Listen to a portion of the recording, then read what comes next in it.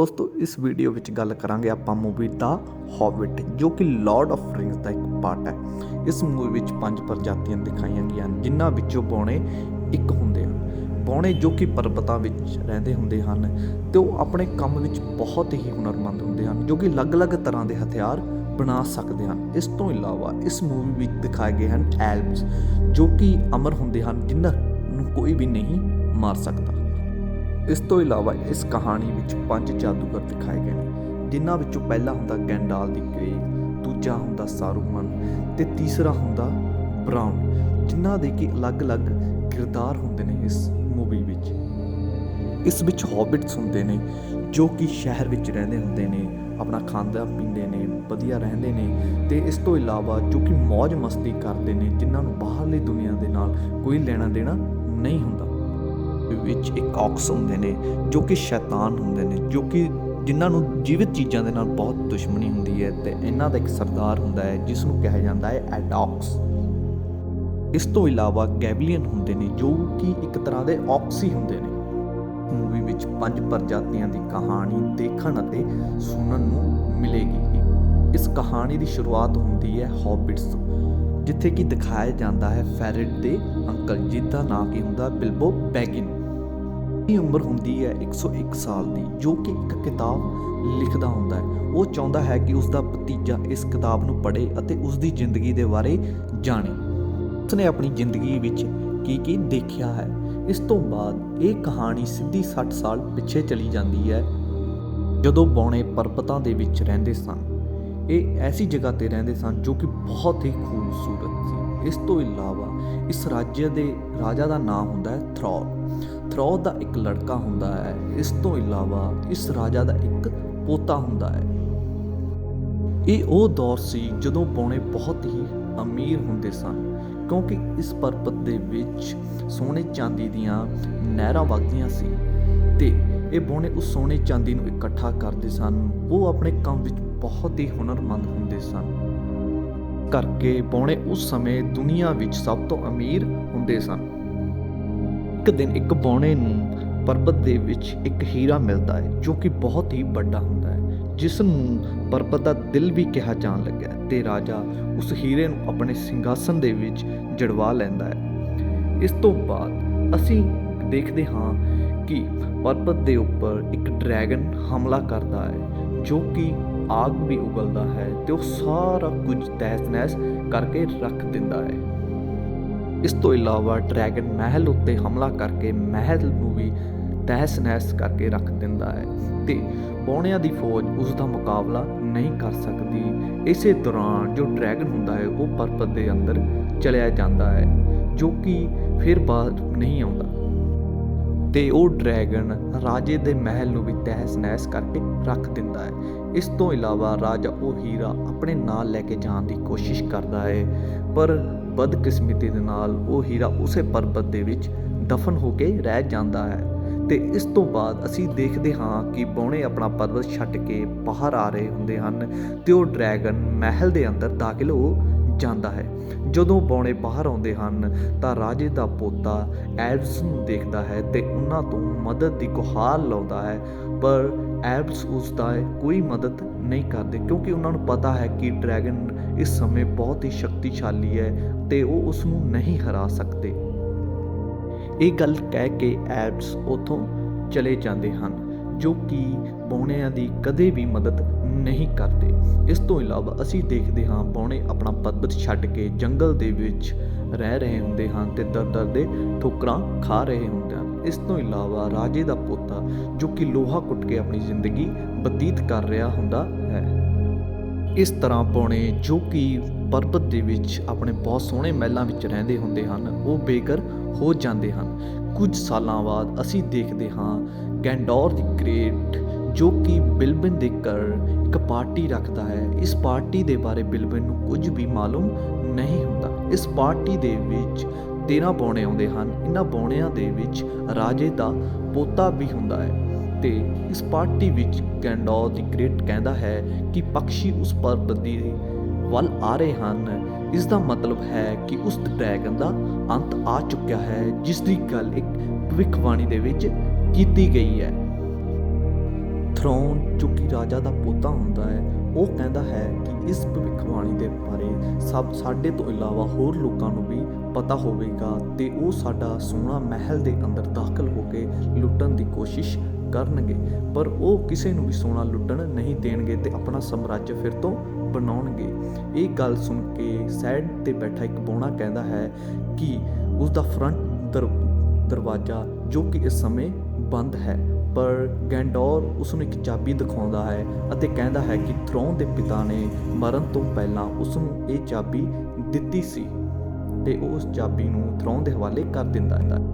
ਇਸੇ ਦੌਰਾਨ ਇੱਕ ਬੌਣਾ ਕਹਿੰਦਾ ਹੈ ਕਿ ਅਗਰ ਇਹ ਚਾਬੀ ਹੈ ਤਾਂ ਉਸ ਕਿਲੇ ਦੇ ਅੰਦਰ ਇੱਕ ਹੋਰ ਦਰਵਾਜ਼ਾ ਹੋਵੇਗਾ ਜਿਸ ਦੇ ਰਾਹੀਂ ਅਸੀਂ ਪਰਬਤ ਦੇ ਅੰਦਰ ਜਾ ਸਕਦੇ ਹਾਂ।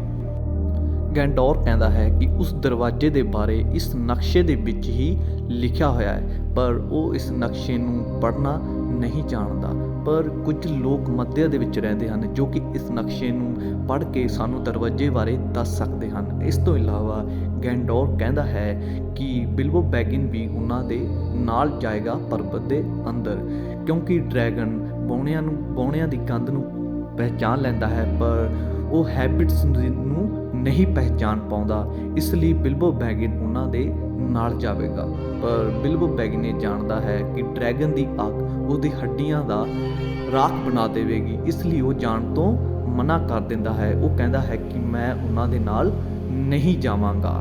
ਇਸ ਤੋਂ ਬਾਅਦ ਅਸੀਂ ਦੇਖਦੇ ਹਾਂ ਕਿ ਉਹ ਬਿਲਬੋ ਬੈਗਿਨ ਉਹਨਾਂ ਨੂੰ ਸਾਫ਼ ਮਨਾ ਕਰ ਦਿੰਦਾ ਹੈ ਤੇ ਜਦੋਂ ਸੁਬਾਹ ਹੁੰਦੀ ਹੈ ਬਿਲਬੋ ਬੈਗਿਨ ਦੇਖਦਾ ਹੈ ਕਿ ਬੌਣੇ ਉਸਦੇ ਘਰ ਵਿੱਚੋਂ ਚਲੇ ਗਏ ਹਨ ਤੇ ਉਹ ਆਪਣਾ ਸਮਾਨ ਚੱਕ ਕੇ ਬੌਣਿਆਂ ਦੀ ਤਰਫ ਭੱਜਦਾ ਹੈ ਤੇ ਆਪਣਾ ਕੰਟਰੈਕਟ ਸਾਈਨ ਕੀਤਾ ਹੋਇਆ ਬੌਣਿਆਂ ਨੂੰ ਦੇ ਦਿੰਦਾ ਹੈ। ਇਸ ਤੋਂ ਬਾਅਦ 13 ਬੌਣਿਆਂ ਦੇ ਨਾਲ ਹੌਬਿਟ ਵੀ ਉਹਨਾਂ ਦੇ ਨਾਲ ਉਹਨਾਂ ਦੀ ਜਰਨੀ ਦੇ ਵਿੱਚ ਰਲ ਜਾਂਦਾ ਹੈ। ਇਸ ਤੋਂ ਬਾਅਦ ਉਹ ਸਾਰੇ ਉਸ ਜਗ੍ਹਾ ਵੱਲ ਤੁਰ ਪੈਂਦੇ ਹਨ ਜਿੱਥੇ ਕਿ ਡਰੈਗਨ ਸਮੱਗ ਰਹਿੰਦਾ ਹੈ। ਕਾਫੀ ਸਮੇਂ ਸਫ਼ਰ ਕਰਨ ਤੋਂ ਬਾਅਦ ਇੱਕ ਜਗ੍ਹਾ ਤੇ ਆਰਾਮ ਕਰਦੇ ਹਨ ਜਿੱਥੇ ਇਹਨਾਂ ਨੂੰ ਔਕਸ ਦੀਆਂ ਆਵਾਜ਼ਾਂ ਸੁਣਾਈ ਦਿੰਦੀਆਂ ਹਨ ਤੇ ਬੌਣਾ ਇਸ ਦੌਰਾਨ ਥਰੋਰ ਦੇ ਦਾਦਾ ਦੀ ਕਹਾਣੀ ਸੁਣਾਉਂਦਾ ਹੈ ਜੋ ਕਿ ਆਪਣਾ ਸਾਮਰਾਜ ਫਿਰ ਤੋਂ ਪ੍ਰਾਪਤ ਕਰਨਾ ਚਾਹੁੰਦੇ ਸੀ ਤੇ ਉਹ ਡਰੈਗਨ ਵਾਲੀ ਜਗ੍ਹਾ ਤੇ ਜਦੋਂ ਪਹੁੰਚਦੇ ਹਨ ਤਾਂ ਉਹਨਾਂ ਦਾ ਸਾਹਮਣਾ ਔਕਸ ਨਾਲ ਹੁੰਦਾ ਹੈ, ਕਿਉਂਕਿ ਉਹ ਪਹਿਲਾਂ ਹੀ ਉਸ ਜਗ੍ਹਾ ਤੇ ਪਹੁੰਚ ਚੁੱਕੇ ਹੁੰਦੇ ਹਨ ਤੇ ਜੋ ਔਕਸ ਦਾ ਰਾਜਾ ਹੁੰਦਾ ਹੈ ਜਿਸ ਦਾ ਨਾਮ ਐਜ਼ੋਕ ਹੁੰਦਾ ਹੈ, ਉਹ ਰਾਜਾ ਦਾ ਸਿਰ ਵੱਢ ਦਿੰਦਾ ਹੈ। ਇਸੇ ਸਦਮੇ ਦੇ ਵਿੱਚ ਥਰੋਨ ਦੇ ਪਿਤਾ ਕਿਤੇ ਗਾਇਬ ਹੋ ਜਾਂਦੇ ਹਨ ਅਤੇ ਥਰੋਨ ਉਸ ਦਰਿੰਦੇ ਦਾ ਮੁਕਾਬਲਾ ਕਰਦਾ ਹੈ ਅਤੇ ਉਸ ਦਾ ਇੱਕ ਹੱਥ ਵੱਢ ਦਿੰਦਾ ਹੈ ਤੇ ਐਜ਼ੋਕ ਨੂੰ ਉਸ ਦੀ ਸਜ਼ਾ ਮਿਲ ਜਾਂਦੀ ਹੈ। ਬੌਣੇ ਇਹ ਯੁੱਧ ਜਿੱਤਦਾ ਜਾਂਦੇ ਹਨ, ਪਰ ਉਹ ਆਪਣੇ ਕਾਫੀ ਸਾਥੀ ਖੋ ਦਿੰਦੇ ਹਨ ਤੇ ਕੁਝ ਕੁ ਹੀ ਬੌਣੇ ਬਚਦੇ ਹਨ। ਉਹਨਾਂ ਬੌਣਿਆਂ ਨੂੰ ਅਹਿਸਾਸ ਹੋ ਜਾਂਦਾ ਹੈ ਕਿ ਅਗਰ ਕੋਈ ਉਹਨਾਂ ਦਾ ਰਾਜਾ ਬਣਨ ਦੇ ਲਾਇਕ ਹੈ ਤਾਂ ਉਹ ਹੈ ਥਰੋਨ।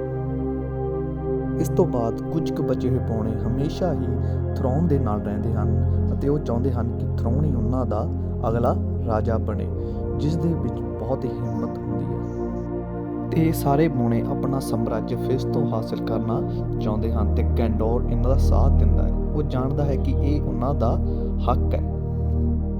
ਇਸ ਤੋਂ ਬਾਅਦ ਇੱਕ ਵਾਰ ਫਿਰ ਤੋਂ ਇਹ ਆਪਣਾ ਸਫ਼ਰ ਸ਼ੁਰੂ ਕਰਦੇ ਹਨ। ਇਸੇ ਦੌਰਾਨ ਗੈਂਡੋਰ ਦੱਸਦਾ ਹੈ ਕਿ ਉਸਦੇ ਤਰ੍ਹਾਂ ਉਹ 5 ਜਾਦੂਗਰ ਨੇ, ਜਿਨ੍ਹਾਂ ਵਿੱਚੋਂ ਸੈਰਮ ਸਭ ਤੋਂ ਹੀ ਸ਼ਕਤੀਸ਼ਾਲੀ ਹੈ। ਇਸ ਤੋਂ ਇਲਾਵਾ 2 ਹੋਰ ਨੇ ਗ੍ਰੇ ਤੇ 5ਵੇਂ ਜਾਦੂਗਰ ਦਾ ਨਾਂ ਹੈ ਪੂਰਾ, ਜਿਸ ਨੂੰ ਰੈਡਿਕਸ ਕਿਹਾ ਜਾਂਦਾ ਹੈ ਤੇ ਉਹ ਜੰਗਲ ਦੇ ਵਿੱਚ ਰਹਿਣਾ ਪਸੰਦ ਕਰਦਾ ਹੈ ਕਿਉਂਕਿ ਉਹ ਪਸ਼ੂ ਪਕਸ਼ੀਆਂ ਨੂੰ ਬਹੁਤ ਹੀ ਪਿਆਰ ਕਰਦਾ ਹੈ। ਇਸ ਤੋਂ ਬਾਅਦ ਗੈਂਡਾਲਫ ਥਿਊਰਿਨ ਕਹਿੰਦਾ ਹੈ ਕਿ ਉਹਨਾਂ ਨੂੰ ਐਲਫਸ ਦੇ ਕੋਲੇ ਜਾਣਾ ਪਊਗਾ, ਕਿਉਂਕਿ ਜਿਹੜਾ ਨਕਸ਼ਾ ਉਸਨੇ ਥਿਊਰਿਨ ਨੂੰ ਦਿੱਤਾ ਹੈ ਉਹ ਸਿਰਫ ਐਲਫਸ ਹੀ ਪੜ੍ਹ ਸਕਦੇ ਹਨ, ਪਰ ਥਰੋਨ ਇਸ ਦੇ ਲਈ ਮਨਾ ਕਰ ਦਿੰਦਾ ਹੈ। ਥਰੋਨ ਕਹਿੰਦਾ ਹੈ ਜਦੋਂ ਉਸਨੂੰ ਐਲਫਸ ਦੀ ਜ਼ਰੂਰਤ ਸੀ ਤਾਂ ਐਲਫਸ ਨੇ ਉਹਨਾਂ ਦੀ ਮਦਦ ਨਹੀਂ ਕੀਤੀ, ਇਸ ਲਈ ਉਹ ਐਲਫਸ ਦੇ ਵਿੱਚ ਜਾਣਾ ਪਸੰਦ ਨਹੀਂ ਕਰਦਾ ਤੇ ਉਹ ਉੱਥੇ ਨਹੀਂ ਜਾਵੇਗਾ।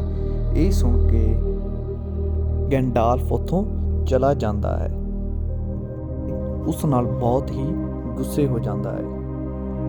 ਇੱਕ ਵਾਰ ਫਿਰ ਤੋਂ ਇਹ ਉਸੇ ਜਗ੍ਹਾ ਤੇ ਆਰਾਮ ਕਰਦੇ ਨੇ। ਇਸੇ ਦੌਰਾਨ 2 ਬੜੇ ਜਾਨਵਰ ਆ ਜਾਂਦੇ ਨੇ ਜਿਨ੍ਹਾਂ ਨੂੰ ਕਿ ਟ੍ਰੋਲਸ ਕਿਹਾ ਜਾਂਦਾ ਹੈ ਤੇ ਉਹ ਇਹਨਾਂ ਦੇ ਘੋੜੇ ਚੱਕ ਕੇ ਨਾਲ ਲੈ ਜਾਂਦੇ ਹਨ, ਪਰ ਬੌਣੇ ਉਸ ਦਾ ਮੁਕਾਬਲਾ ਨਹੀਂ ਕਰ ਸਕਦੇ, ਪਰ ਉਹਨਾਂ ਨੂੰ ਆਪਣੇ ਘੋੜੇ ਵਾਪਸ ਚਾਹੀਦੇ ਹਨ ਅਗਰ ਉਹਨਾਂ ਨੇ ਦੂਰ ਦਾ ਸਫ਼ਰ ਤੈਅ ਕਰਨਾ ਹੈ। ਇਸੇ ਦੌਰਾਨ ਇਹ ਪੌਣੇ ਉਹਨਾਂ ਦਾ ਮੁਕਾਬਲਾ ਕਰਦੇ ਹਨ, ਪਰ ਉਹ ਟ੍ਰੋਲਸ ਉਹਨਾਂ ਨੂੰ ਬੰਦੀ ਬਣਾ ਲੈਂਦੇ ਨੇ ਅਤੇ ਉਹਨਾਂ ਨੂੰ ਅੱਗ 'ਤੇ ਭੁੰਨ ਕੇ ਖਾਣ ਦੀ ਕੋਸ਼ਿਸ਼ ਕਰਦੇ ਹਨ। ਇਸੇ ਦੌਰਾਨ ਇੱਕ ਟ੍ਰੋਲਸ ਕਹਿੰਦਾ ਹੈ ਕਿ ਜਲਦੀ ਇਹਨਾਂ ਨੂੰ ਭੁੰਨ ਕੇ ਖਾ ਲਈਏ, ਅਗਰ ਸੂਰਜ ਉਦੇ ਹੋ ਗਿਆ ਤਾਂ ਉਹ ਪੱਥਰ ਦੇ ਬਣ ਜਾਣਗੇ। ਤੇ ਇਹ ਗੱਲ ਬਿਲਬਿਨ ਸੁਣ ਲੈਂਦਾ ਹੈ ਅਤੇ ਉਹਨਾਂ ਨੂੰ ਉਲਝਾਉਣ ਦੀ ਕੋਸ਼ਿਸ਼ ਕਰਦਾ ਹੈ। ਉਹ ਉਹਨਾਂ ਨੂੰ ਆਪਣੀਆਂ ਗੱਲਾਂ ਦੇ ਵਿੱਚ ਲਾ ਲੈਂਦਾ ਹੈ ਤੇ ਕਾਫੀ ਸਮਾਂ ਉਹਨਾਂ ਦਾ ਖਰਾਬ ਕਰ ਦਿੰਦਾ ਹੈ। ਇਸ ਤੋਂ ਬਾਅਦ ਅਸੀਂ ਦੇਖਦੇ ਹਾਂ ਕਿ ਗੈਂਡੋਲ ਉਸ ਪਹਾੜੀ ਤੇ ਖੜਾ ਹੈ ਤੇ ਸੂਰਜ ਉਦੇ ਹੋਣ ਲੱਗ ਗਿਆ ਹੈ। ਇਸ ਤੋਂ ਬਾਅਦ ਗੈਂਡੋਲ ਆਪਣੀ ਛੜੀ ਉਠਾ ਕੇ ਉਸ ਪੱਥਰ ਦੇ ਉੱਤੇ ਮਾਰਦਾ ਹੈ ਅਤੇ ਉਸ ਪੱਥਰ ਦੇ 2 ਟੁਕੜੇ ਹੋ ਜਾਂਦੇ। ਉਸ ਦੇ ਵਿੱਚੋਂ ਸੂਰਜ ਦੀ ਰੋਸ਼ਨੀ ਨਿਕਲਦੀ ਹੈ ਤੇ ਉਹਨਾਂ ਟ੍ਰੋਲਸ ਨੂੰ ਪੱਥਰ ਦਾ ਬਣਾ ਦਿੰਦੀ ਹੈ। ਇਸ ਤੋਂ ਬਾਅਦ ਇਹ ਸਾਰੇ ਆਜ਼ਾਦ ਹੋ ਜਾਂਦੇ ਹਨ ਕਿਉਂਕਿ ਬਿਲਬਿਲ ਦੀ ਸਮਝਦਾਰੀ ਨੇ ਉਹਨਾਂ ਨੂੰ ਬਚਾ ਲਿਆ ਸੀ। ਇਸ ਤੋਂ ਬਾਅਦ 5ਵਾਂ ਜਾਦੂਗਰ, ਜਿਸ ਦਾ ਨਾਮ ਵੋਲਫ ਹੁੰਦਾ ਹੈ, ਰੈਡੀਕੁਲਸ, ਉਹ ਵੀ ਆ ਜਾਂਦਾ ਹੈ ਤੇ ਉਹ ਗੈਂਡੋਲ ਨੂੰ ਕਹਿੰਦਾ ਹੈ ਕਿ ਗ੍ਰੀਨਵੁੱਡ ਬਿਮਾਰ ਹੈ। ਅਸਲ ਵਿੱਚ ਗ੍ਰੀਨਵੁੱਡ ਕਿਸੇ ਆਦਮੀ ਦਾ ਨਾਂ ਨਹੀਂ ਹੁੰਦਾ, ਗ੍ਰੀਨਵੁੱਡ ਜੰਗਲ ਹੈ ਅਤੇ ਉਹ ਕਹਿ ਰਿਹਾ ਹੈ ਕਿ ਮੱਕੜੀਆਂ ਜੰਗਲ ਨੂੰ ਤਬਾਹ ਕਰ ਰਹੀਆਂ ਨੇ ਤੇ ਇਹ ਮੱਕੜੀਆਂ ਸੈਰਮ ਦੇ ਕਿਲੇ ਦੇ ਵਿੱਚੋਂ ਆ ਰਹੀਆਂ ਨੇ ਜਿੱਥੇ ਕੋਈ ਨਹੀਂ ਰਹਿੰਦਾ। ਗੈਂਡੋਲ ਕਹਿੰਦਾ ਹੈ ਕਿ ਉਹ ਕਿਲਾ ਤਾਂ ਤਬਾਹ ਹੋ ਚੁੱਕਿਆ ਹੈ, ਪਰ ਵੋਲਫ ਕਹਿੰਦਾ ਹੈ ਕਿ ਉੱਥੇ ਭਾਵੇਂ ਕੋਈ ਨਹੀਂ ਰਹਿੰਦਾ, ਪਰ ਜਦੋਂ ਉਹ ਉੱਥੇ ਗਿਆ ਤਾਂ ਉਸਨੇ ਦੇਖਿਆ ਕਿ ਉੱਥੇ ਇੱਕ ਪਰਛਾਈ ਹੈ ਜੋ ਕਿ ਆਤਮਾ ਨੂੰ ਬੁਲਾ ਕੇ ਜ਼ਿੰਦਾ ਕਰ ਸਕਦੀ ਹੈ ਤੇ ਉਸਨੇ ਉਸ ਪਰਛਾਈ ਦਾ ਮੁਕਾਬਲਾ ਕੀਤਾ ਅਤੇ ਉਸਨੂੰ ਹਰਾ ਦਿੱਤਾ ਸੀ। ਇਸ ਤੋਂ ਬਿਨਾਂ ਉਸਨੇ ਸ਼ੈਰਮ ਦੀ ਪਰਛਾਈ ਵੀ ਦੇਖੀ ਜੋ ਕਿ ਉਸ ਕਿਲੇ ਵਿੱਚ ਸੀ। ਸਬੂਤ ਦੇ ਤੌਰ ਤੇ ਉਹ ਗੈਂਡੋਲ ਨੂੰ ਉਹ ਤਲਵਾਰ ਦਿਖਾਉਂਦਾ ਹੈ। ਇਸ ਤੋਂ ਬਾਅਦ ਗੈਂਡੋਲ ਨੂੰ ਉਸ ਤੇ ਯਕੀਨ ਹੋ ਜਾਂਦਾ ਹੈ ਵੋਲਫ ਜੋ ਵੀ ਕਹਿ ਰਿਹਾ ਹੈ ਉਹ ਸਭ ਸੱਚ ਹੈ। ਇਸ ਤੋਂ ਬਾਅਦ ਔਕਸ ਦੇ ਭੇੜੀ ਇਹਨਾਂ 'ਤੇ ਹਮਲਾ ਕਰ ਦਿੰਦੇ ਹਨ ਤੇ ਬਰਾਊਨ ਕਹਿੰਦਾ ਹੈ ਕਿ ਉਹਨਾਂ ਭੇੜੀਆਂ ਨੂੰ ਰੋਕ ਕੇ ਰੱਖਦਾ ਹੈ ਤੇ ਉਹ ਇੱਥੋਂ ਚਲੇ ਜਾਣ। ਇਸ ਤੋਂ ਬਾਅਦ ਪੌਣੇ ਗੈਂਡੋਲਫ ਤੇ ਬਿਲਬਿਨ ਉੱਥੋਂ ਭੱਜ ਜਾਂਦੇ ਹਨ ਤੇ ਬਰਾਊਨ ਉਹਨਾਂ ਭੇੜੀਆਂ ਦਾ ਇਕੱਲਾ ਹੀ ਮੁਕਾਬਲਾ ਕਰਦਾ ਹੈ। ਜਦੋਂ ਉਹ ਪੌਣੇ ਜਾ ਰਹੇ ਹੁੰਦੇ ਹਨ ਤਾਂ ਔਕਸ ਉਹਨਾਂ ਨੂੰ ਦੇਖ ਲੈਂਦੇ ਨੇ। ਇਸ ਤੋਂ ਬਾਅਦ ਉਹ ਪੌਣੇ ਇੱਕ ਪਹਾੜੀ ਦੇ ਗੁਫਾ ਦੇ ਅੰਦਰ ਚਲੇ ਜਾਂਦੇ ਹਨ ਜਿੱਥੇ ਕਿ ਔਕਸ ਕਦੇ ਵੀ ਉਹਨਾਂ ਨੂੰ ਲੱਭ ਨਹੀਂ ਸਕਦੇ। ਇਸੇ ਦੌਰਾਨ ਐਲਪਸ ਆ ਜਾਂਦੇ ਹਨ ਅਤੇ ਉਹਨਾਂ ਸਾਰੇ ਔਕਸ ਨੂੰ ਮਾਰ ਦਿੰਦੇ ਹਨ। ਇਸ ਤੋਂ ਬਾਅਦ ਅਸੀਂ ਦੇਖਦੇ ਹਾਂ ਉਹ ਪੌਣੇ ਗੈਂਡੋਲ ਤੇ ਬਿਲਬਿਨ ਉਸ ਗੁਫਾ ਦੇ ਰਸਤੇ ਦੇ ਵਿੱਚ ਚਲੇ ਜਾਂਦੇ ਹਨ ਅਤੇ ਉਹ ਐਲਪਸ ਦੀ ਸਿਟੀ ਦੇ ਕੋਲ ਪਹੁੰਚ ਜਾਂਦੇ ਹਨ ਜਿੱਥੇ ਕਿ ਬਿਲਬਿਨ ਹਮੇਸ਼ਾ ਤੋਂ ਹੀ ਜਾਣਾ ਚਾਹੁੰਦਾ ਸੀ। ਇਸ ਜਗ੍ਹਾ ਦਾ ਨਾਮ ਹੁੰਦਾ ਹੈ ਰਿਵੈਂਡਰ, ਪਰ ਥਿਊਰੋਨ ਉਸ ਜਗ੍ਹਾ 'ਤੇ ਨਹੀਂ ਜਾਣਾ ਚਾਹੁੰਦਾ ਕਿਉਂਕਿ ਜਦੋਂ ਡਰੈਗਨ ਨੇ ਉਹਨਾਂ 'ਤੇ ਹਮਲਾ ਕੀਤਾ ਸੀ ਤਾਂ ਐਲਪਸ ਨੇ ਉਹਨਾਂ ਦਾ ਸਾਥ ਨਹੀਂ ਦਿੱਤਾ, ਇਸ ਲਈ ਉਸ ਨਾਲ ਗੁੱਸੇ ਹੁੰਦੇ ਨੇ। ਪਰ ਗੈਂਡੋਲਫ ਦੇ ਸਮਝਾਉਣ 'ਤੇ ਸਾਰੇ ਪੌਣੇ ਤੇ ਥਿਊਰੋਨ ਉੱਥੇ ਜਾਣ ਲਈ ਮੰਨ ਜਾਂਦਾ ਤੇ ਐਲਪਸ ਉਹਨਾਂ ਦਾ ਸਵਾਗਤ ਕਰਦੇ ਨੇ। ਇਸ ਤੋਂ ਬਾਅਦ ਗੈਂਡੋਲਫ ਉਹ ਨਕਸ਼ਾ ਐਲਪਸ ਦੇ ਰਾਜਾ ਐਲਰੋਨ ਨੂੰ ਦੇਣ ਲਈ ਕਹਿੰਦਾ ਹੈ, ਪਰ ਥਿਊਰੋਨ ਇਸ ਦੇ ਲਈ ਨਹੀਂ ਮੰਨਦਾ। ਪਰ ਗੈਲਡੋਨਸ ਦੇ ਦੁਬਾਰਾ ਸਮਝਾਉਣ 'ਤੇ ਉਹ ਨਕਸ਼ਾ ਐਲਰੋਨ ਨੂੰ ਦੇ ਦਿੰਦਾ ਹੈ। ਨਕਸ਼ਾ ਦਿਖਾਉਣ 'ਤੇ ਐਲਪਸ ਦਾ ਰਾਜਾ ਕਹਿੰਦਾ ਹੈ ਕਿ ਡਿਊਰਨ ਦੇ ਦਿਨ ਉਹਨਾਂ ਨੂੰ ਗ੍ਰੈਂਡ ਸਟੋਨ 'ਤੇ ਖੜਾ ਹੋਣਾ ਪਵੇਗਾ ਸਹੀ ਦਰਵਾਜ਼ਾ ਦੇਖਣ ਦੇ ਲਈ। ਇਸ ਤੋਂ ਬਾਅਦ ਉਹ ਚਾਬੀ ਦੇ ਨਾਲ ਦਰਵਾਜ਼ਾ ਖੋਲ੍ਹ ਕੇ ਜਿੱਥੇ ਜਾਣਾ ਚਾਹੁੰਦੇ ਨੇ ਜਾ ਸਕਦੇ ਨੇ। ਡਿਊਰਿਨ ਉਹ ਦਿਨ ਹੁੰਦਾ ਹੈ ਜੋ ਕਿ ਪਤਝੜ ਦਾ ਆਖਰੀ ਤੇ ਸਰਦੀਆਂ ਦਾ ਪਹਿਲਾ ਦਿਨ ਹੁੰਦਾ ਹੈ ਤੇ ਇੱਕ ਪੌਣਾ ਕਹਿੰਦਾ ਹੈ ਕਿ ਸਰਦੀਆਂ ਦੇ ਦਿਨ ਆਉਣ ਵਾਲੇ ਨੇ, ਉਹਨਾਂ ਕੋਲੇ ਜ਼ਿਆਦਾ ਟਾਈਮ ਨਹੀਂ ਹੈਗਾ। ਇਸ ਤੋਂ ਬਾਅਦ ਐਲਪਸ ਦਾ ਰਾਜਾ ਕਹਿੰਦਾ ਹੈ ਕਿ ਉਹਨਾਂ ਨੂੰ ਉੱਥੇ ਨਹੀਂ ਜਾਣਾ ਚਾਹੀਦਾ ਕਿਉਂਕਿ ਬਹੁਤ ਸਾਰੇ ਲੋਕ ਉਸ ਖਜ਼ਾਨੇ ਦੇ ਪਿੱਛੇ ਪਏ ਹੋਏ ਨੇ। ਤੇ ਇਸ ਤੋਂ ਬਾਅਦ ਅਸੀਂ ਦੇਖਦੇ ਹਾਂ ਸੈਰੋਨ ਜੋ ਕਿ ਵਾਈਟ ਹੁੰਦਾ ਹੈ, ਜੋ ਕਿ ਇੱਕ ਜਾਦੂਗਰਾਂ ਵਿੱਚੋਂ ਇੱਕ ਜਾਦੂਗਰ ਹੁੰਦਾ ਹੈ ਤੇ ਬਹੁਤ ਹੀ ਸ਼ਕਤੀਸ਼ਾਲੀ ਹੁੰਦਾ ਹੈ, ਉਹ ਵੀ ਉੱਥੇ ਆਇਆ ਹੁੰਦਾ ਹੈ। ਉਹ ਗੈਂਡੋਲਫ ਨੂੰ ਕਹਿੰਦਾ ਹੈ ਕਿ ਉਹਨਾਂ ਨੂੰ ਉੱਥੇ ਨਹੀਂ ਜਾਣਾ ਚਾਹੀਦਾ ਕਿਉਂਕਿ ਡਰੈਗਨ ਪਿਛਲੇ 400 ਸਾਲਾਂ ਤੋਂ ਸੋ ਰਿਹਾ ਹੈ, ਅਗਰ ਉਹ ਜਾਗ ਗਿਆ ਤਾਂ ਸਭ ਕੁਝ ਨਸ਼ਟ ਕਰ ਦੇਵੇਗਾ। ਉਹ ਬਹੁਤ ਹੀ ਸ਼ਾਂਤਪੁਰੀ ਜ਼ਿੰਦਗੀ ਜੀ ਰਹੇ ਨੇ, ਪਰ ਗੈਂਡੋਲਫ ਕਹਿੰਦਾ ਹੈ ਕਿ ਅਗਰ ਡਰੈਗਨ ਜਾਗਦਾ ਹੈ ਤੇ ਅਗਰ ਉਹ ਦੁਸ਼ਮਣਾਂ ਦਾ ਸਾਥ ਦਿੰਦਾ ਹੈ ਤਾਂ ਪੂਰੀ ਦੁਨੀਆ 'ਤੇ ਤਬਾਹੀ ਆ ਸਕਦੀ ਹੈ। ਨਾਲ ਹੀ ਗੈਂਡੋਲਫ ਉਹਨਾਂ ਨੂੰ ਉਹ ਵੀ ਸਬੂਤ ਦਿਖਾਉਂਦਾ ਹੈ ਜੋ ਕਿ ਉਹਨਾਂ ਦੇ 5ਵੇਂ ਸਾਥੀ ਜਾਦੂਗਰ ਬਰਾਊਨ ਨੇ ਉਹਨਾਂ ਨੂੰ ਦਿੱਤੇ ਸੀ, ਪਰ ਗੈਂਡੋਲਫ 'ਤੇ ਕੋਈ ਵੀ ਯਕੀਨ ਨਹੀਂ ਕਰਦਾ ਸੈਰਮ ਤੇ ਐਲਫ ਦਾ ਰਾਜਾ। ਇਸ ਤੋਂ ਬਾਅਦ ਐਲਫ ਕਹਿੰਦਾ ਹੈ ਕਿ ਉਹ 400 ਸਾਲਾਂ ਤੋਂ ਸ਼ਾਂਤੀ ਭਰਿਆ ਜੀਵਨ ਜੀ ਰਹੇ ਨੇ ਤੇ ਉਹ ਇਸ ਜੀਵਨ ਨੂੰ ਖਤਰੇ ਦੇ ਵਿੱਚ ਨਹੀਂ ਪਾਉਣਾ ਚਾਹੁੰਦੇ, ਇਸ ਲਈ ਉਹ ਨਾ ਹੀ ਆਪ ਜਾਣਗੇ ਤੇ ਨਾ ਹੀ ਕਿਸੇ ਨੂੰ ਉੱਥੇ ਜਾਣ ਦੇਣਗੇ। ਐਲਫਸ ਦਾ ਰਾਜਾ ਕਹਿੰਦਾ ਹੈ ਕਿ ਉਹ ਬੌਣਿਆਂ ਦਾ ਸਾਥ ਨਹੀਂ ਦੇਵੇਗਾ ਤੇ ਬੌਣੇ ਬਿਨਾਂ ਦੱਸੇ ਉੱਥੋਂ ਚਲੇ ਜਾਂਦੇ ਹਨ। ਪਰ ਬੌਣਿਆਂ ਨੇ ਐਲਫਸ ਦਾ ਕਦੇ ਸਾਥ ਮੰਗਿਆ ਹੀ ਨਹੀਂ ਸੀ, ਕਿਉਂਕਿ ਉਹ ਪਹਿਲਾਂ ਤੋਂ ਹੀ ਉਸ ਦੇ ਨਾਲ ਨਾਰਾਜ਼ ਸਨ। ਇਸ ਤੋਂ ਬਾਅਦ ਅਸੀਂ ਦੇਖਦੇ ਹਾਂ ਕਿ ਬੌਣੇ ਮਿਸਟੀ ਮਾਊਂਟੇਨ 'ਤੇ ਪਹੁੰਚ ਜਾਂਦੇ ਹਨ, ਜਿੱਥੇ ਕਿ ਉਹਨਾਂ ਦਾ ਸਾਹਮਣਾ ਸਟੋਨ ਜੈਂਟਸ 'ਤੇ ਹੁੰਦਾ ਹੈ ਤੇ ਉਹ ਜੈਂਟਸ ਉਹਨਾਂ 'ਤੇ ਹਮਲਾ ਕਰ ਦਿੰਦੇ ਹਨ। ਜੈਂਟ ਤੋਂ ਬਚਣ ਦੇ ਲਈ ਸਾਰੇ ਬੌਣੇ ਗੁਫਾ ਦੇ ਅੰਦਰ ਚਲੇ ਜਾਂਦੇ ਨੇ। ਗੁਫਾ ਦੇ ਅੰਦਰ ਜਾਣ ਤੋਂ ਬਾਅਦ ਅਸੀਂ ਦੇਖਦੇ ਹਾਂ ਕਿ ਉਹਨਾਂ 'ਤੇ ਗੋਬਲਿਨ ਦੁਆਰਾ ਹਮਲਾ ਕਰ ਦਿੱਤਾ ਜਾਂਦਾ ਹੈ ਅਤੇ ਬੰਦੀ ਬਣਾ ਲਿਆ ਜਾਂਦਾ ਹੈ। ਇਸ ਤੋਂ ਬਾਅਦ ਅਸੀਂ ਐਡਰੋਨ ਨੂੰ ਦੇਖਦੇ ਹਾਂ, ਜੋ ਕਿ ਔਕਸ ਦਾ ਰਾਜਾ ਹੁੰਦਾ ਹੈ, ਜਿਸ ਦਾ ਕਿ ਹੱਥ ਥਰੋਨ ਨੇ ਇੱਕ ਯੁੱਧ ਦੇ ਦੌਰਾਨ ਕੱਟਿਆ ਸੀ ਅਤੇ ਉਹ ਬਹੁਤ ਹੀ ਖਫਾ ਹੁੰਦਾ ਕਿਉਂਕਿ ਇਸ ਵਾਰ ਫੇਰ ਬੌਣੇ ਉਸਦੇ ਹੱਥੋਂ ਬਚ ਕੇ ਨਿਕਲ ਚੁੱਕੇ ਹੁੰਦੇ ਹਨ, ਜਿਨ੍ਹਾਂ ਨੂੰ ਕਿ ਗੋਬਲਿਨ ਨੇ ਬੰਦੀ ਬਣਾ ਲਿਆ ਸੀ। ਅਤੇ ਐਡਰੋਨ ਆਪਣੀ ਸਾਰੀ ਸੈਨਾ ਉਹਨਾਂ ਬੌਣਿਆਂ ਨੂੰ ਲੱਭਣ ਦੇ ਲਈ ਭੇਜ ਦਿੰਦਾ ਹੈ।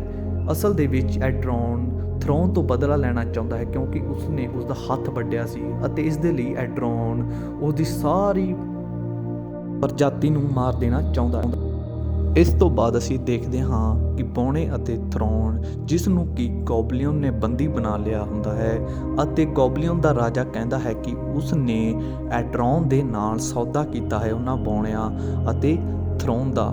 ਉਹ ਬਹੁਤ ਹੀ ਜਲਦੀ ਬੌਣੇ ਅਤੇ ਥਰੋਨ ਨੂੰ ਐਡਰੋਨ ਦੇ ਹਵਾਲੇ ਕਰ ਦੇਵੇਗਾ ਅਤੇ ਆਪਣੇ ਸਾਥੀਆਂ ਨੂੰ ਉਸ ਤੋਂ ਛੁਡਾ ਲਵੇਗਾ।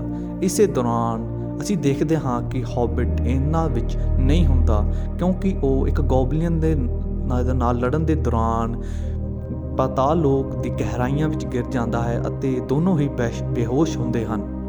ਗੋਲਮ, ਜੋ ਕਿ ਪਾਤਾਲ ਲੋਕ ਦੀਆਂ ਗਹਿਰਾਈਆਂ ਵਿੱਚ ਰਹਿੰਦਾ ਹੁੰਦਾ ਹੈ, ਉਹ ਮਛਲੀਆਂ ਅਤੇ ਗੋਬਲਿਨ ਨੂੰ ਖਾਂਦਾ ਹੈ ਅਤੇ ਉਹ ਇੱਕ ਗੋਬਲਿਨ ਨੂੰ ਖਿੱਚ ਕੇ ਲੈ ਕੇ ਜਾ ਰਿਹਾ ਹੁੰਦਾ ਹੈ ਤਾਂ ਕਿ ਉਹ ਉਸ ਨੂੰ ਖਾ ਸਕੇ। ਪਰ ਜਦੋਂ ਉਸ ਨੂੰ ਖਿੱਚ ਕੇ ਲੈ ਕੇ ਜਾਂਦਾ ਹੈ ਤਾਂ ਗੋਬਲਿਨ ਨੂੰ ਹੋਸ਼ ਆ ਜਾਂਦਾ ਹੈ ਤੇ ਉਹ ਇੱਕ ਪੱਥਰ ਦਾ ਟੁਕੜਾ ਚੱਕ ਕੇ ਉਹਦੇ ਸਿਰ ਵਿੱਚ ਮਾਰਦਾ ਹੈ। ਇਸੇ ਦੌਰਾਨ ਗੋਬਲਿਨ ਮਰ ਜਾਂਦਾ ਹੈ।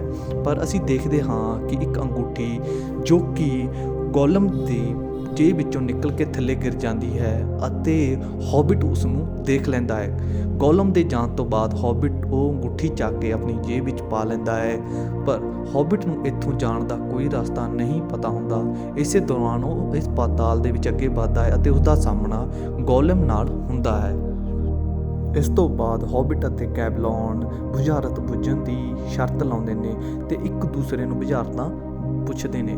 ਹੌਬਿਟ ਕਹਿੰਦਾ ਹੈ ਕਿ ਅਗਰ ਉਹ ਜਿੱਤਿਆ ਤਾਂ ਗੋਲਮ ਨੂੰ ਉਸਦਾ ਬਾਹਰ ਜਾਣ ਦਾ ਰਸਤਾ ਦੱਸਣਾ ਪਵੇਗਾ, ਅਗਰ ਉਹ ਹਾਰਿਆ ਤਾਂ ਗੋਲਮ ਨੂੰ ਨਹੀਂ ਮਾਰੇਗਾ। ਇਸ ਤੋਂ ਬਾਅਦ ਇੱਕ ਦੂਸਰੇ ਨੂੰ ਕਈ ਬੁਝਾਰਤਾਂ ਪੁੱਛਦੇ ਨੇ ਅਤੇ ਉਹਦਾ ਜਵਾਬ ਦਿੰਦੇ ਨੇ ਤੇ ਆਖਿਰ ਵਿੱਚ ਹੌਬਿਟ ਉਸ ਨੂੰ ਕਹਿੰਦਾ ਹੈ ਕਿ ਉਹ ਉਸ ਨੂੰ ਦੱਸੇ ਉਸ ਦੀ ਜੇਬ ਵਿੱਚ ਕੀ ਹੈ। ਇਸ ਦੇ ਨਾਲ ਗੋਲਮ ਇਸ ਦਾ ਜਵਾਬ ਨਹੀਂ ਦੇ ਪਾਉਂਦਾ। ਉਹ ਉਸ ਨੂੰ ਇੱਕ ਨਹੀਂ 3 ਚਾਂਸ ਦਿੰਦਾ ਹੈ ਇਸ ਬੁਝਾਰਤ ਦਾ ਜਵਾਬ ਦੇਣ ਲਈ, ਪਰ ਆਖਿਰ ਵਿੱਚ ਹੌਬਿਟ ਜਿੱਤ ਜਾਂਦਾ ਹੈ ਕਿਉਂਕਿ ਗੋਲਮ ਉਸ ਦਾ ਜਵਾਬ ਨਹੀਂ ਦੇ ਪਾਉਂਦਾ। ਇਸ ਦੇ ਨਾਲ ਹੀ ਗੋਲਮ ਸਮਝ ਜਾਂਦਾ ਹੈ ਕਿ ਉਹ ਅੰਗੂਠੀ ਉਸ ਦੀ ਜੇਬ ਵਿੱਚ ਹੈ। ਇਸ ਦੇ ਨਾਲ ਗੋਲਮ ਗੁੱਸੇ ਵਿੱਚ ਆ ਕੇ ਇੱਕ ਪੱਥਰ ਉਸ ਦੇ ਵੱਲ ਮਾਰਦਾ ਹੈ।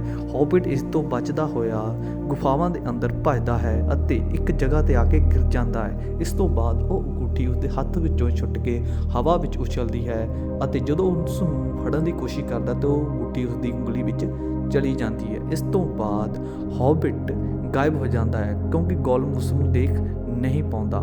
ਹੌਬਿਟ ਸਮਝ ਜਾਂਦਾ ਹੈ ਕਿ ਇਹ ਅੰਗੂਠੀ ਬਹੁਤ ਹੀ ਸ਼ਕਤੀਸ਼ਾਲੀ ਹੈ, ਇਸ ਨੂੰ ਪਹਿਨਣ ਤੇ ਆਦਮੀ ਗਾਇਬ ਹੋ ਜਾਂਦਾ ਹੈ। ਇਸ ਤੋਂ ਬਾਅਦ ਅਸੀਂ ਦੇਖਦੇ ਹਾਂ ਕਿ ਬੌਣਿਆਂ ਨੂੰ ਗੋਬਲਿਨ ਨੇ ਬੰਦੀ ਬਣਾਇਆ ਹੁੰਦਾ ਹੈ ਤੇ ਉਸ ਗੱਲ ਦਾ ਜਸ਼ਨ ਮਨਾ ਰਹੇ ਹੁੰਦੇ ਹਨ। ਇਸ ਤੋਂ ਬਾਅਦ ਗੈਂਡੋਲਫ ਉੱਥੇ ਪਹੁੰਚ ਜਾਂਦਾ ਹੈ। ਬੌਣਿਆਂ ਅਤੇ ਗੋਬਲਿਨ ਦੇ ਵਿੱਚ ਇੱਕ ਵਾਰ ਫਿਰ ਤੋਂ ਲੜਾਈ ਸ਼ੁਰੂ ਹੋ ਜਾਂਦੀ ਹੈ। ਇਸ ਦੌਰਾਨ ਗੈਂਡੋਲਫ ਗੋਬਲਿਨ ਦੇ ਸਰਦਾਰ ਨੂੰ ਮਾਰ ਦਿੰਦਾ ਹੈ ਜੋ ਕਿ ਸਭ ਤੋਂ ਵੱਡਾ ਹੁੰਦਾ ਹੈ। ਇਸ ਤੋਂ ਬਾਅਦ ਸਾਰੇ ਬੌਣੇ ਉਸ ਗੁਫਾ ਦੇ ਵਿੱਚੋਂ ਬਾਹਰ ਨਿਕਲ ਰਹੇ ਹੁੰਦੇ ਹਨ ਅਤੇ ਇਸੇ ਦੌਰਾਨ ਹੌਬਿਟ ਉਹਨਾਂ ਨੂੰ ਦੇਖ ਲੈਂਦਾ ਹੈ, ਪਰ ਉਹ ਉਹਨਾਂ ਦੇ ਕੋਲ ਨਹੀਂ ਜਾ ਪਾਉਂਦਾ ਕਿਉਂਕਿ ਗੋਲਮ ਉਹਨਾਂ ਦੇ ਰਸਤੇ ਵਿੱਚ ਬੈਠਾ ਹੁੰਦਾ ਹੈ। ਗੋਲਮ ਨੂੰ ਹੌਬਿਟ ਦਿਖਾਈ ਨਹੀਂ ਦੇ ਰਿਹਾ ਹੁੰਦਾ। ਇਸ ਤੋਂ ਬਾਅਦ ਹੌਬਿਟ ਜਦੋਂ ਉਸ ਨੂੰ ਮਾਰਨ ਦੀ ਕੋਸ਼ਿਸ਼ ਕਰਦਾ ਹੈ, ਉਸ ਨੂੰ ਗੋਲਮ ਤੇ ਦਇਆ ਆ ਜਾਂਦੀ ਹੈ ਪਰ ਉਹ ਉਸ ਨੂੰ ਨਹੀਂ ਮਾਰਦਾ। ਇਸ ਤੋਂ ਬਾਅਦ ਉਹ ਗੋਲਮ ਦੇ ਉੱਪਰ ਦੀ ਟੱਪ ਕੇ ਉੱਥੋਂ ਭੱਜ ਜਾਂਦਾ ਹੈ। ਇਸ ਦੇ ਨਾਲ ਹੀ ਗੋਲਮ ਉਸ ਦੇ ਨਾਲ ਬਹੁਤ ਹੀ ਗੁੱਸੇ ਹੁੰਦਾ ਹੈ ਅਤੇ ਚਲਾ ਕੇ ਉਸ ਨੂੰ ਬੋਲਣ ਲੱਗ ਜਾਂਦਾ ਹੈ, ਕਿਉਂਕਿ ਹੌਬਿਟ ਨੇ ਉਸ ਦੀ ਅੰਗੂਠੀ ਚੁਰਾ ਲਈ, ਜਿਸ ਨਾਲ ਕਿ ਉਸ ਨੂੰ ਬਹੁਤ ਹੀ ਪਿਆਰ ਹੁੰਦਾ ਹੈ। ਸਾਰੇ ਬੌਣੇ ਗੁਫਾਵਾਂ ਵਿੱਚੋਂ ਨਿਕਲ ਕੇ ਬਾਹਰ ਆ ਜਾਂਦੇ ਨੇ ਅਤੇ ਹੌਬਿਟ ਵੀ ਗੁਫਾ ਵਿੱਚੋਂ ਨਿਕਲ ਕੇ ਬਾਹਰ ਉਹਨਾਂ ਨਾਲ ਆ ਕੇ ਰਲ ਜਾਂਦਾ ਹੈ। ਪਰ ਜਦੋਂ ਉੱਥੋਂ ਜਾਣ ਲੱਗਦੇ ਹਨ ਤਾਂ ਐਡਰੋਨ ਉੱਥੇ ਪਹੁੰਚ ਜਾਂਦਾ ਹੈ। ਐਡਰੋਨ ਦੇ ਨਾਲ ਬਹੁਤ ਵੱਡੇ ਵੱਡੇ ਭੇੜੀਏ ਹੁੰਦੇ ਹਨ ਜੋ ਕਿ ਉਹਨਾਂ ਦਾ ਪਿੱਛਾ ਕਰ ਰਹੇ ਹੁੰਦੇ ਹਨ। ਇਸ ਦਾ ਮੁਕਾਬਲਾ ਕਰਦੇ ਕਰਦੇ ਸਾਰੇ ਬੌਣੇ ਇੱਕ ਚੱਟਾਨ ਦੇ ਸਿਖਰ ਤੇ ਪਹੁੰਚ ਜਾਂਦੇ ਹਨ, ਜਿੱਥੋਂ ਭੱਜਣ ਦੇ ਲਈ ਉਹਨਾਂ ਨੂੰ ਕੋਈ ਵੀ ਰਸਤਾ ਨਹੀਂ ਮਿਲਦਾ। ਗੈਂਡੋਲਫ ਸਾਰਿਆਂ ਨੂੰ ਦਰਖਤ ਉੱਤੇ ਚੜ੍ਹਨ ਲਈ ਕਹਿੰਦਾ ਹੈ ਤੇ ਐਡਰੋਨ ਇਹ ਦੇਖ ਲੈਂਦਾ ਹੈ। ਇਸ ਤੋਂ ਬਾਅਦ ਸਾਰੇ ਭੇੜੀਏ ਦਰਖਤ ਉੱਤੇ ਚੜ੍ਹ ਕੇ ਬੌਣਿਆਂ ਤੇ ਹਮਲਾ ਕਰ ਰਹੇ ਹੁੰਦੇ ਹਨ ਤੇ ਦੂਸਰੀ ਤਰਫ ਗੈਂਡੋਲਫ ਆਪਣੀ ਜਾਦੂਈ ਸ਼ਕਤੀ ਦੇ ਨਾਲ ਅੱਗ ਜਲਾ ਕੇ ਉਹਨਾਂ ਭੇੜੀਆਂ ਨੂੰ ਰੋਕ ਦਿੰਦਾ ਹੈ। ਇਸ ਤੋਂ ਬਾਅਦ ਥਰੋਨ ਐਡਰੋਨ ਨੂੰ ਜਿੰਦਾ ਦੇਖ ਕੇ ਆਪਣੇ ਆਪ ਨੂੰ ਸੰਭਾਲ ਨਹੀਂ ਪਾਉਂਦਾ ਅਤੇ ਐਡਰੋਨ ਨੂੰ ਦੁਬਾਰਾ ਮਾਰਨ ਦੇ ਲਈ ਉਸ 'ਤੇ ਹਮਲਾ ਕਰ ਦਿੰਦਾ ਹੈ। ਪਰ ਐਡਰੋਨ ਦੇ ਨਾਲ ਬਹੁਤ ਸਾਰੇ ਭੇੜੀਏ ਹੁੰਦੇ ਹਨ ਅਤੇ ਥਰੋਨ ਉਸ ਦਾ ਮੁਕਾਬਲਾ ਨਹੀਂ ਕਰ ਪਾਉਂਦਾ। ਐਡਰੋਨ ਆਪਣੇ ਇੱਕ ਸਾਥੀ ਨੂੰ ਹੁਕਮ ਦਿੰਦਾ ਹੈ ਕਿ ਉਹ ਥਰੋਨ ਨੂੰ ਮਾਰ ਦੇਵੇ ਅਤੇ ਐਡਰੋਨ ਦਾ ਸਾਥੀ ਜਦੋਂ ਥਰੋਨ ਨੂੰ ਮਾਰਨ ਦੇ ਲਈ ਅੱਗੇ ਵੱਧਦਾ ਹੈ ਤਾਂ ਹੌਬਿਟ ਵਿੱਚ ਆ ਕੇ ਉਸ ਨੂੰ ਬਚਾ ਲੈਂਦਾ ਹੈ ਅਤੇ ਐਡਰੋਨ ਦੇ ਸਾਥੀ ਨੂੰ ਮਾਰ ਦਿੰਦਾ ਹੈ। ਇਸ ਤੋਂ ਬਾਅਦ ਅਸੀਂ ਦੇਖਦੇ ਹਾਂ ਕਿ ਹੌਬਿਟ ਦੇ ਸਾਹਮਣੇ ਵੱਡੇ ਵੱਡੇ ਭੇੜੀਏ ਹਨ। ਹੌਬਿਟ ਉਹਨਾਂ ਦਾ ਮੁਕਾਬਲਾ ਨਹੀਂ ਕਰ ਸਕਦਾ।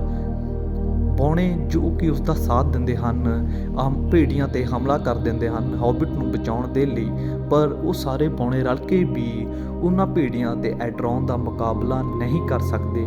ਇਸ ਦੌਰਾਨ ਅਸੀਂ ਦੇਖਦੇ ਹਾਂ ਕਿ ਬੜੇ ਬੜੇ ਪੰਛੀ ਐਡਰੋਨ ਦੇ ਭੇੜੀਆਂ ਤੇ ਸਾਥੀਆਂ 'ਤੇ ਹਮਲਾ ਕਰਕੇ ਉਹਨਾਂ ਨੂੰ ਮਾਰ ਦਿੰਦੇ ਨੇ ਤੇ ਬੌਣਿਆਂ ਨੂੰ ਆਪਣੇ ਪੰਜਿਆਂ ਵਿੱਚ ਉਠਾ ਕੇ ਹਵਾ ਵਿੱਚ ਉੱਡ ਜਾਂਦੇ ਨੇ।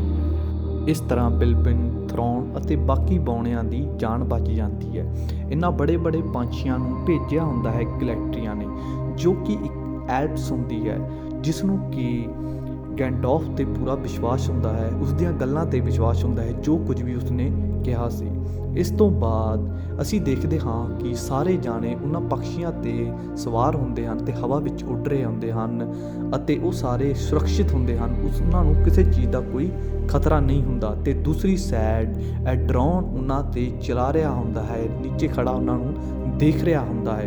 ਇਸ ਤੋਂ ਬਾਅਦ ਉਹ ਸਾਰੇ ਸੇਫ ਹੁੰਦੇ ਨੇ ਤੇ ਉਹਨਾਂ ਨੂੰ ਕਿਸੇ ਚੀਜ਼ ਦਾ ਕੋਈ ਖਤਰਾ ਨਹੀਂ ਹੁੰਦਾ ਅਤੇ ਥਰੋਨ ਕਹਿੰਦਾ ਹੈ ਕਿ ਉਸ ਨੂੰ ਹੌਬਿਟ 'ਤੇ ਕਦੇ ਵੀ ਵਿਸ਼ਵਾਸ ਨਹੀਂ ਸੀ ਤੇ ਨਾ ਹੀ ਉਹ ਚਾਹੁੰਦਾ ਸੀ ਕਿ ਹੌਬਿਟ ਉਹਨਾਂ ਨਾਲ ਆਵੇ, ਪਰ ਉਹ ਜ਼ਿੰਦਗੀ ਦੇ ਵਿੱਚ ਪਹਿਲੀ ਵਾਰ ਗਲਤ ਨਿਕਲਿਆ ਅਤੇ ਹੌਬਿਟ ਦਾ ਉਸ ਨੂੰ ਗਲੇ ਲਗਾ ਕੇ ਸ਼ੁਕਰੀਆ ਅਦਾ ਕਰਦਾ ਹੈ। ਪਰ ਹੌਬਿਟ ਉਹਨਾਂ ਨੂੰ ਉਸ ਜਾਦੂਈ ਰਿੰਗ ਬਾਰੇ ਕੁਝ ਵੀ ਨਹੀਂ ਦੱਸਦਾ ਜੋ ਉਸ ਨੂੰ ਉਸ ਪਹਾੜੀ ਦੇ ਅੰਦਰ ਮਿਲੀ ਸੀ। ਆਖਿਰਕਾਰ ਇਹ ਉਸ ਜਗ੍ਹਾ 'ਤੇ ਪਹੁੰਚ ਜਾਂਦੇ ਹਨ ਜਿੱਥੋਂ ਪਹੁੰਚਣ ਦੇ ਲਈ ਇਹ ਜਰਨੀ ਸਟਾਰਟ ਕਰਦੇ ਹਨ, ਜਿੱਥੇ ਇਹਨਾਂ ਦਾ ਪਹਿਲਾਂ ਘਰ ਹੁੰਦਾ ਹੈ, ਮਤਲਬ ਕਿ ਬੌਣਿਆਂ ਦਾ ਉਹ ਘਰ ਮਹਿਲ ਜਿੱਥੇ ਪਹਿਲਾਂ ਰਹਿੰਦੇ ਹੁੰਦੇ ਸੀ। ਇਸ ਤੋਂ ਇਲਾਵਾ ਸਾਨੂੰ ਇੱਕ ਚੀਜ਼ ਹੋਰ ਦੇਖਣ ਨੂੰ ਮਿਲਦੀ ਹੈ ਕਿ ਡਰੈਗਨ ਜੋ ਕਿ ਕਈ ਸਾਲਾਂ ਤੋਂ ਇਸ ਮਹਿਲ ਦੇ ਅੰਦਰ ਸੌਂ ਰਿਹਾ ਸੀ, ਉਹ ਜਾਗ ਚੁੱਕਿਆ ਹੈ। ਤਾਂ ਅਗਲੀ ਸਟੋਰੀ ਦੇਖਣ ਦੇ ਲਈ ਸਾਡੇ ਚੈਨਲ ਨੂੰ ਸਬਸਕ੍ਰਾਈਬ ਕਰਨਾ ਨਹੀਂ ਭੁੱਲਣਾ। ਨੈਕਸਟ ਵੀਡੀਓ ਅਸੀਂ ਬਹੁਤ ਜਲਦੀ ਲੈ ਕੇ ਆਵਾਂਗੇ।